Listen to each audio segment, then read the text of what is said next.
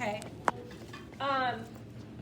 So when you get your bisqueware out of the kiln, especially if somebody's project exploded, there will be dust particles on here, and dust is the enemy of glaze. If there's a dust layer on the surface, it will crawl, which means it will pull away from the surface. So before you glaze, you want to make sure that the sponge is clean.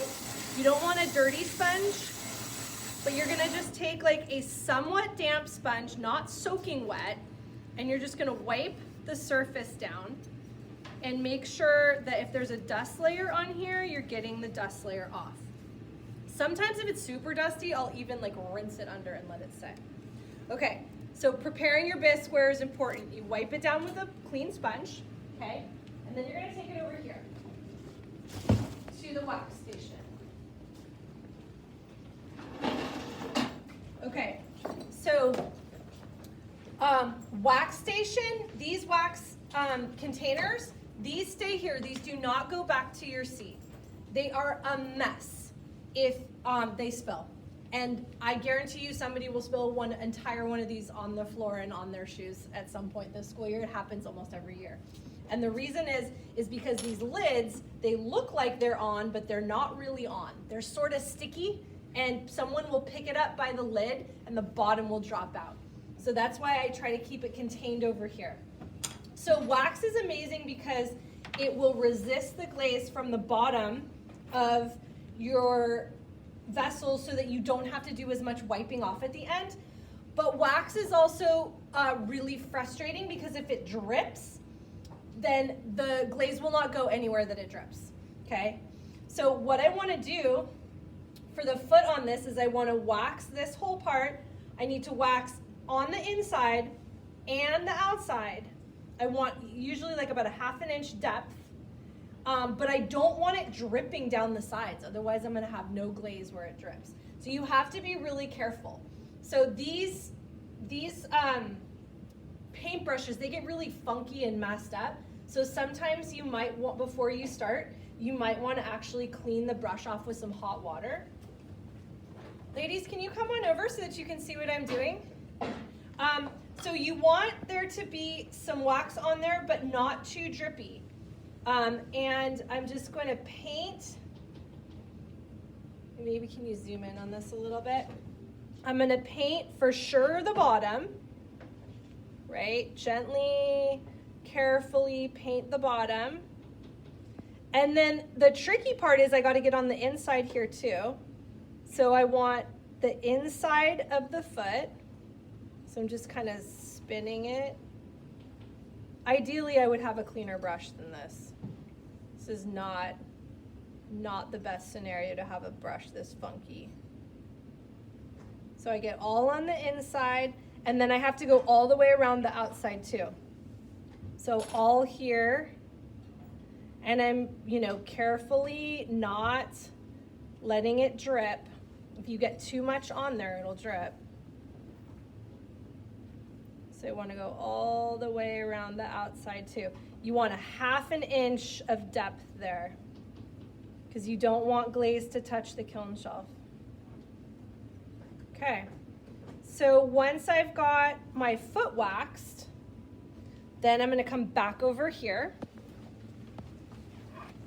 and I'm going to grab tongs. So these allow me to dip without using my hands, which I like because I don't want fingerprints. I don't want big, when I take my fingers off, I don't want a blank space where there's no glaze from my fingers, okay? So sometimes if you have a good foot, you can grab it with your hands by the foot, and that I do that a lot. I'll make a nice big foot so I can do that. But if, my fingers would slip off of this, it's not enough to grip onto. So I'm gonna use tongs. You can't use tongs if it's too heavy. If it's like a big piece, you can't use tongs. And I'll give you some, ways to deal with that. And remember, I let that sit, so now I have to remix it because it sat. So I'm gonna mix it up.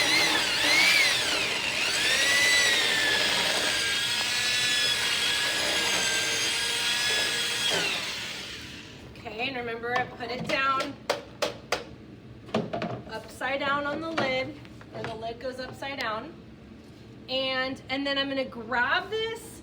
Sometimes it's tricky to get a good grip on it. I try to find a place where it's steady. You want to feel really steady in it. And then I'm going to only dip this in one color. So I'm gonna leave it in here longer. If I was doing a double dip, I'd go in and out fast. So I go in, 1 alligator, 2 alligator, 3. And then you might need to like shake off the excess a little bit. And then what you're gonna see is when it first comes out, it's really shiny. And that means that it's wet. And you don't wanna touch it when it's shiny, but slowly as it starts to dry, it'll start to turn opaque. It'll start to turn kind of this like, it'll start to look like chalkier, and it'll dry and you can touch it. For now, what I'm gonna do is I'm gonna come on over here and I'm gonna do my best to put it on the counter here. So sometimes like I could grab it like this and open up the tongs and then just kind of slide it on the counter like that and let it dry completely. And I've got little kind of like spots where the tongs were there, and I could maybe like rub that with my finger later to kind of fix it up. But this is kind of the glaze counter, so you're gonna put things here for the time being, and you can see still a little wet right there where it's darker, and then here it's lighter. And then once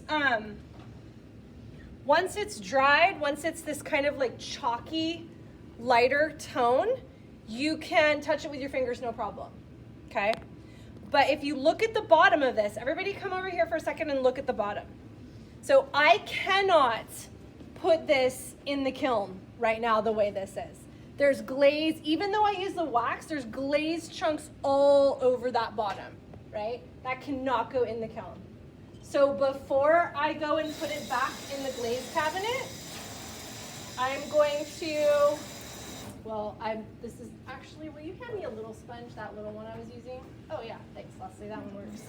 So what you're gonna do is you're gonna take a clean sponge and you're gonna just wipe. You can see how easily it wipes off. You're gonna wipe off any extra glaze like that. And that is what it should look like. Everybody look at this. This is what it should look like before you put it in the glaze cabinet in the back, okay? So this is done, and now I'm gonna come back here. We're gonna walk back here.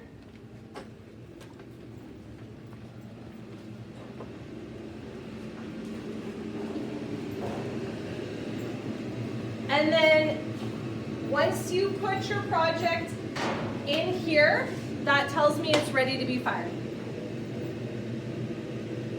And that's